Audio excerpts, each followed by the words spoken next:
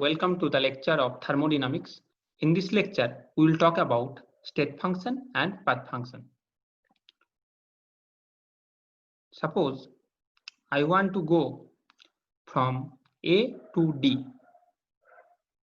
I want to go from A to D, and I have two options available with me. One option is path 1 is I can go from A to B, then from B to C, and then I'll reach to D. So I can go from A to D via A, B, C, D path. And another path is also available to me, that is path 2. I can go from A to E and then from E to D. That means I can go like this, A, B, C, D, or I can go like this, A to E and then E to D. These are the two options, two paths available to me. Okay, now at first let's take the path 1.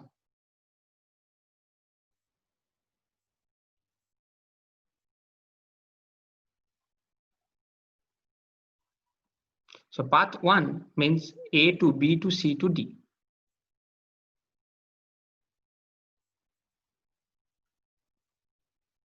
So I want to go from A to D via path A, B, C, D. Fine.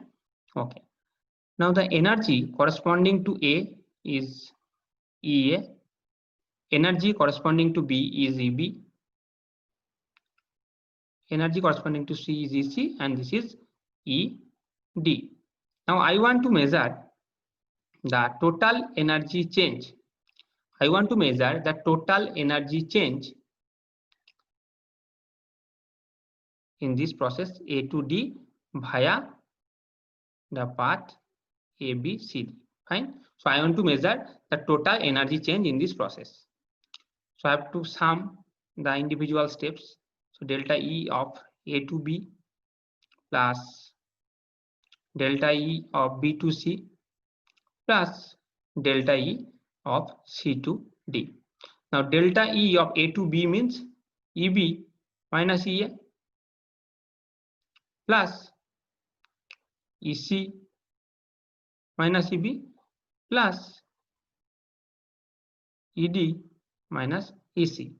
So if you simplify, then you see EC cancels out, EB cancels out, and you only get ED minus EA.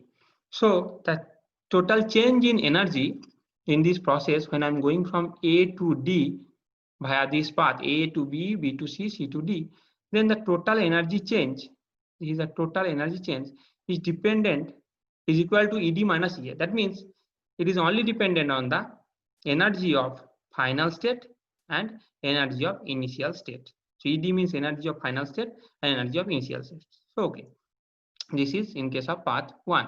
Now let's take the path 2. So now let's take the path 2. Fine. In path 2, what is happening? I am going from A to E, and then from E I am going to D. Okay.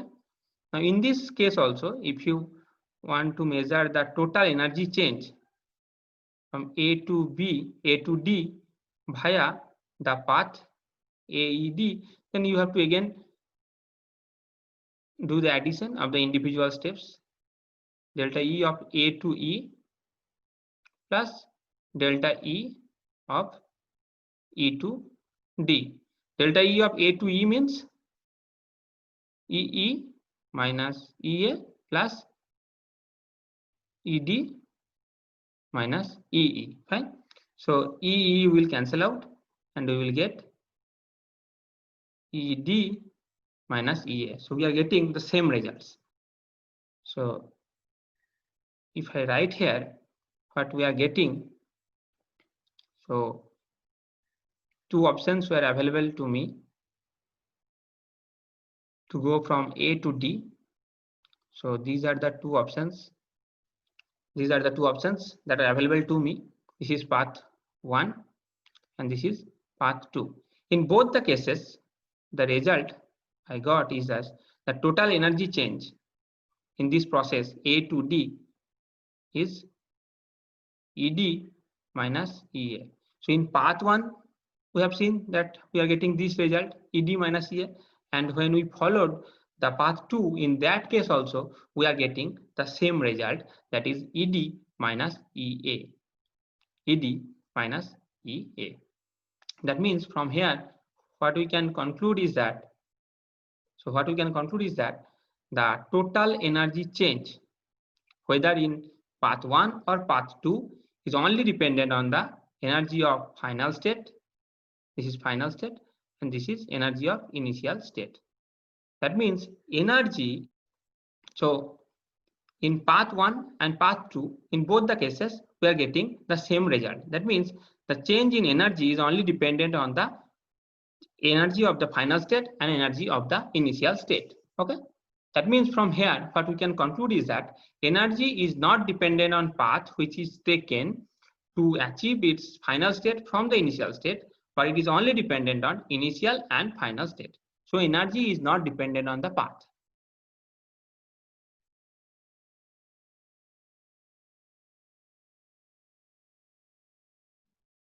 So energy is not dependent on path, it is only dependent on initial state and final state.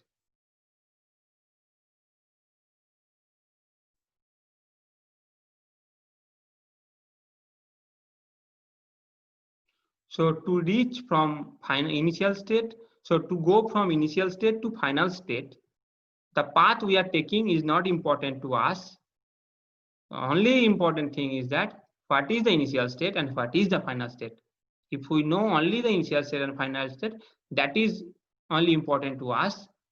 The path it is taking to achieve that final state from the initial state, that is not important to us. That means energy is not dependent on path, it is only dependent on initial and final state.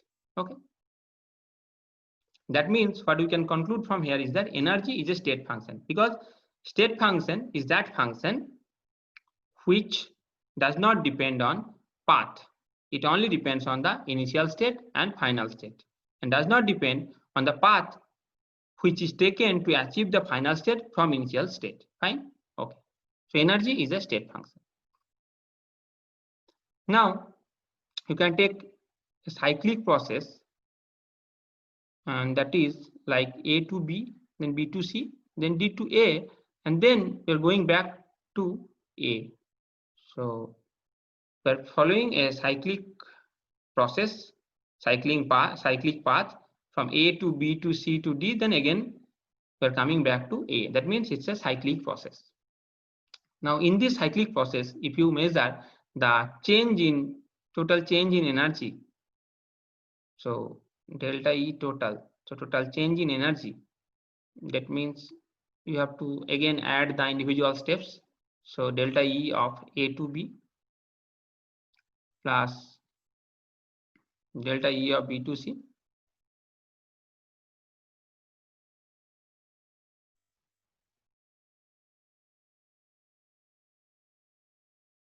Okay, so we are following a cyclic process, cyclic path, and we want to measure the total energy change in this cyclic process, and we are to calculate that we are adding the individual steps. Okay, individual steps.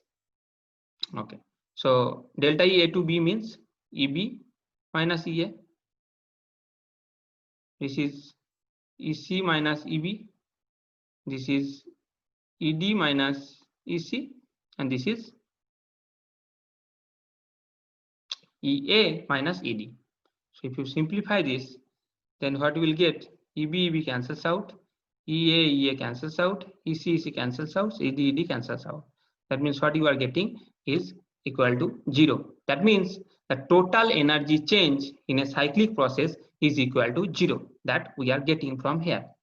Now from here, what we can write is that, so in case of a so for cyclic process, the process is cyclic here. So this is a cyclic process, and for this cyclic process, what we are getting is that delta E total, total energy change is equal to 0. This we are getting. Now, what is delta E? Delta E means, you can say, so delta E means large change. And what is DE? DE means small change.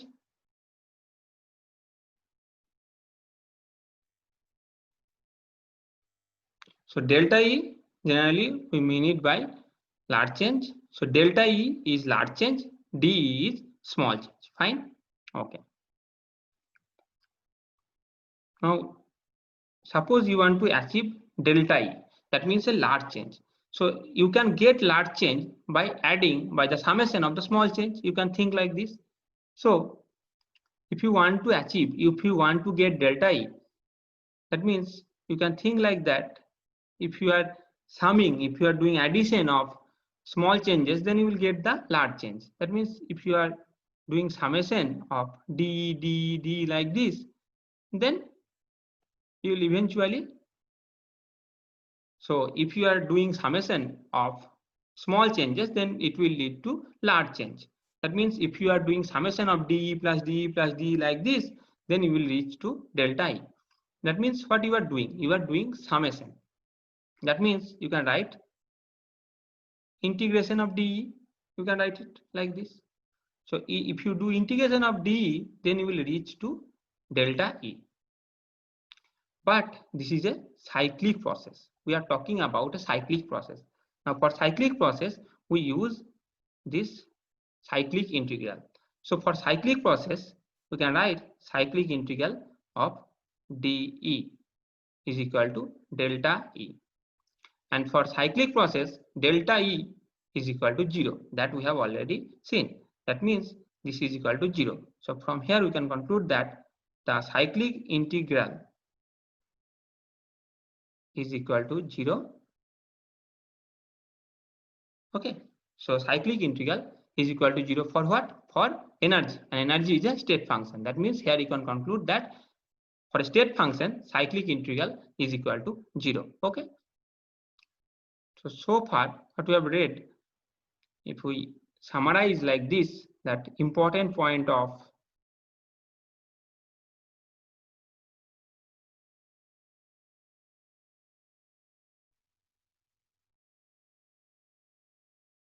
okay.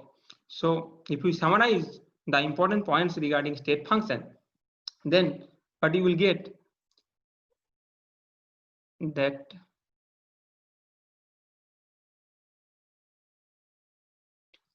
at the very first state. So state function is that function which does not depend on the path which is taken to achieve the final state from initial state. It is only dependent on the final and initial state. That means you can write state function does not depend on path.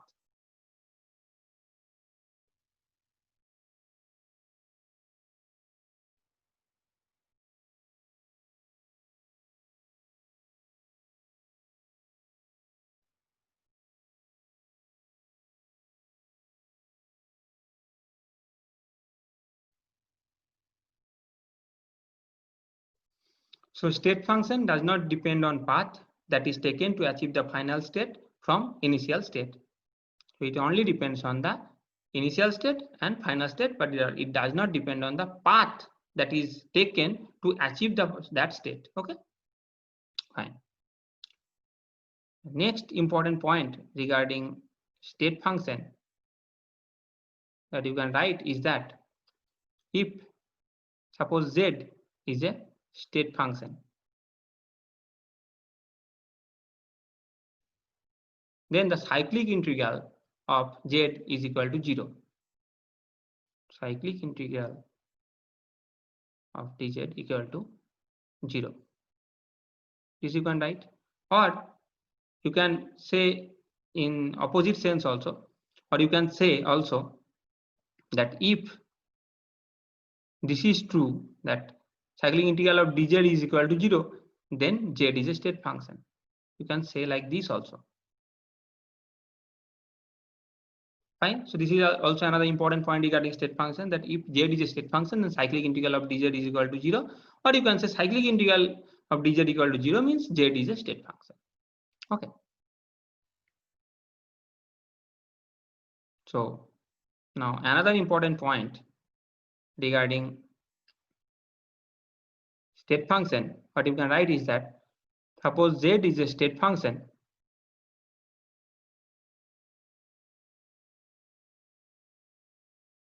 then the complete differentiation dz is exact in nature. That means it is exact differentiation, exact differential. That means if z is a state function, then dz is a exact differential. Now when I say exact differential, what does it mean? It means if I do integration of dz in a definite value from z1 to z2, then you can write it as equal to z2 minus z1. If you are able to write this, if this is true, then dz is a exact differential. But if you cannot write this equal to z2 minus z1, then dz is not an exact differential, it is an inexact differential. In this case, dz is inexact differential. Okay, fine. So if z is a state function, then dz is exact differential. This is also another important point regarding state function. So another important point regarding state function is that state function follows Euler theorem.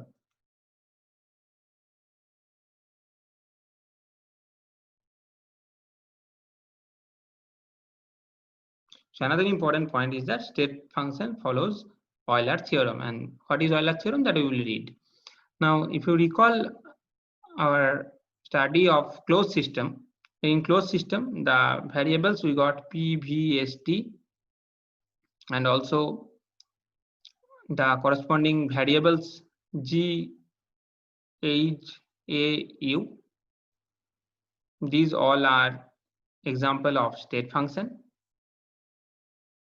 And if you recall the mode of transformation of energy, that is W and Q, and also heat capacity, these are all example of path function. That means path function means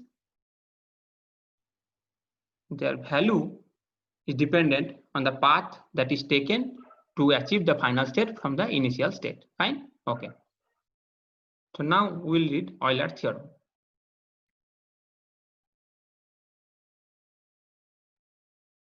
So why we need to study Euler theorem? Because Euler theorem will help us in telling that whether a function is a state function or not. So we will use Euler theorem to check whether a function is a state function or not.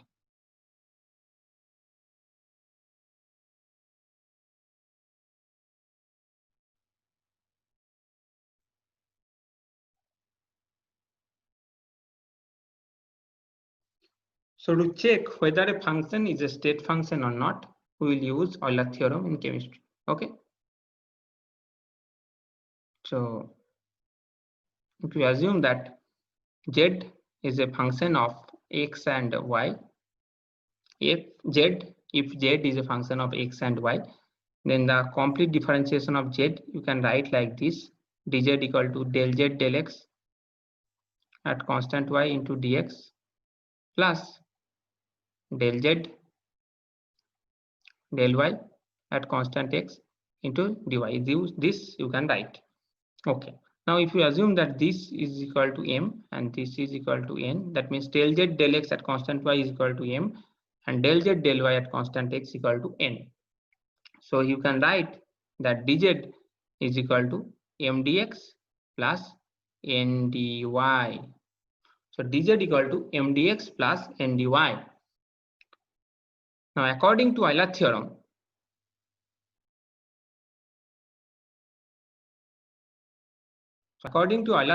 z is a state function if z is a state function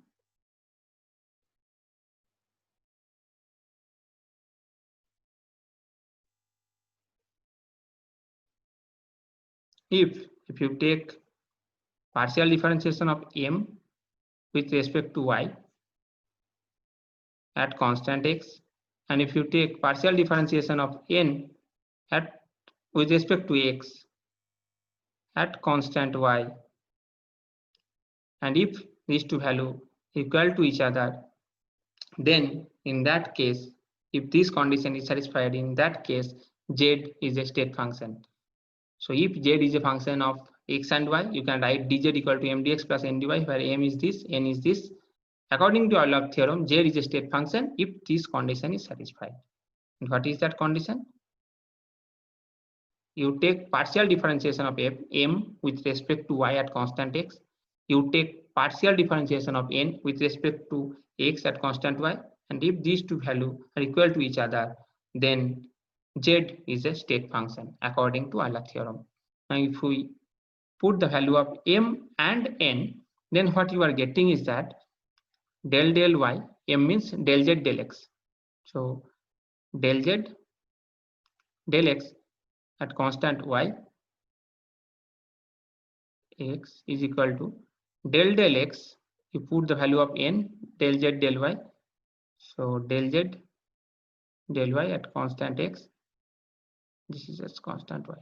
That means what you are getting, what does it imply? That means you are doing partial differentiation of z with respect to x, then again with respect to y. And in this case, you are doing partial differentiation of z with respect to y and then with respect to x. That means you are doing double partial differentiation of z with respect to x and y.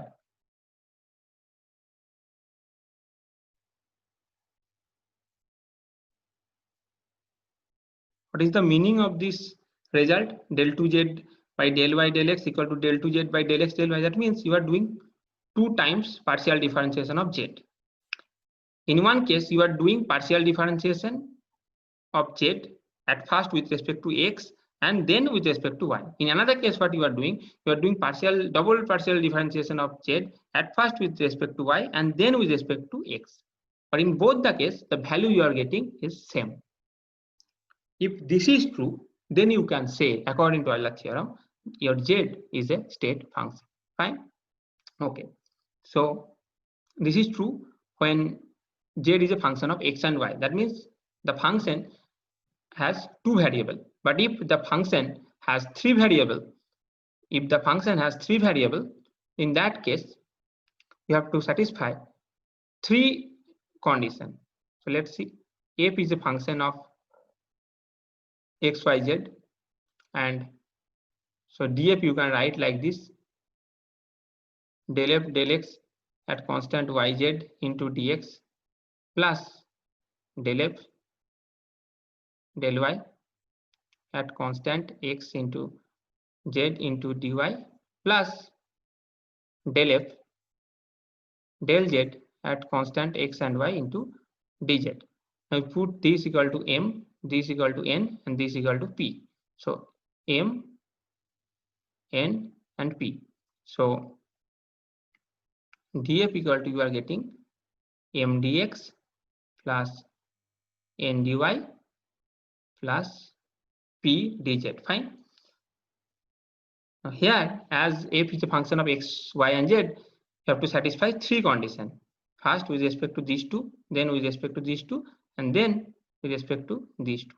Okay. So the first condition is del m del y, so partial differentiation of m with respect to y at constant x and z. This will be equal to del n del x with respect to y and z at y and z constant. Another condition is you take partial differentiation of n with respect to z at constant x and y. This will be equal to del p del y at constant x and z. And another condition will be regarding these two, m and p. That means del m del z at constant x and y equal to del p del x at constant y and z. So in this lecture, what we have read at the very beginning, we have talked about what is a state function. We have seen that state function is that function which is only dependent on the initial and final state, and it does not depend on path. Then we have seen the cyclic integral of a state function is equal to 0. Then we have said that if z is a state function, then dz is an exact differential. then we have said that state functions generally follow Euler theorem, and we have also said here there that PVST, GHAU, these are example of state function, and the W, Q, work, heat, then heat capacity, these are example of path function. That means it depends on path. That means W, Q and heat capacity, these are path dependent function. That means it depends on the path that is taken to achieve the final state from initial state. Okay, so why we are telling that these are state function and these are path function, this we'll do in our next class. So in this class, that's it. So thank you for watching the lecture.